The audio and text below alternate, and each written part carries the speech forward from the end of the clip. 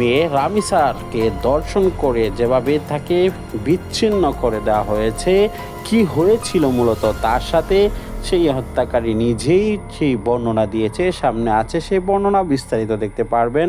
এই ঘটনাকে কেন্দ্র করে জামায়াতের আমির সহ সকল নেতাকর্মীরা কঠিন হুঙ্কার দিয়ে এবার রাজপথে নেমে পড়েছেন এবং ভয়ঙ্কর শাস্তি দাবি করেছেন।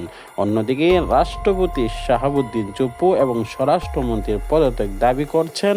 আসুন না টেনে লাইক করে শেষ পর্যন্ত দেখতে থাকি।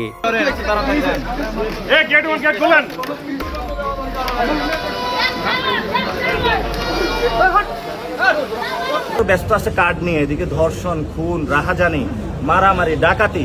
গতকাল একজন ফোন দিল, হুজুর ওর বাসার সব জিনিস ডাকাতি করে নিয়ে গেছে, সেফটি নাই কোথাও, নিরাপত্তাহীনতা আছে বাংলাদেশ।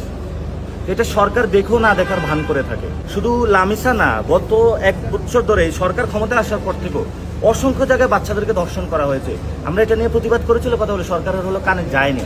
সরকারি স্টেপ নিলে আজকে লামিসার হত্যাকাণ্ডটা হতো না। যদি যথোপযুক্ত দৃষ্টান্তমূলক শাস্তি অন্যরা পাইতো, আজকে লামিসার এ পর্যন্ত আমাদের কেস আসতো না। এটা সরকারের পুরোপুরি ব্যর্থতা। স্বরাষ্ট্রমন্ত্রী পদত্যাগ করা উচিত। সালাউদ্দিন সাহেব, মাননীয় স্বরাষ্ট্র যিনি মন্ত্রী আছেন, উনি রাষ্ট্রের নাগরিকদের নিরাপত্তা দিতে ব্যর্থ, সীমান্তে নিরাপত্তা দিতে ব্যর্থ, জনগণের যে অধিকার আছে সেটা প্রোভাইড করতে ব্যর্থ। সেই জন্য হলো তার চাঁদাবাজ যারা আছে, সন্ত্রাসী দখলদার, এদেরকে ধরতে ব্যর্থ। এই জন্য ওনার হলো পদত্যাগ করা উচিত। দর্শক, সম্পূর্ণ ভিডিওটি দেখলেন, বুঝতে পেরেছেন ভিডিওটি অত্যন্ত গুরুত্বপূর্ণ।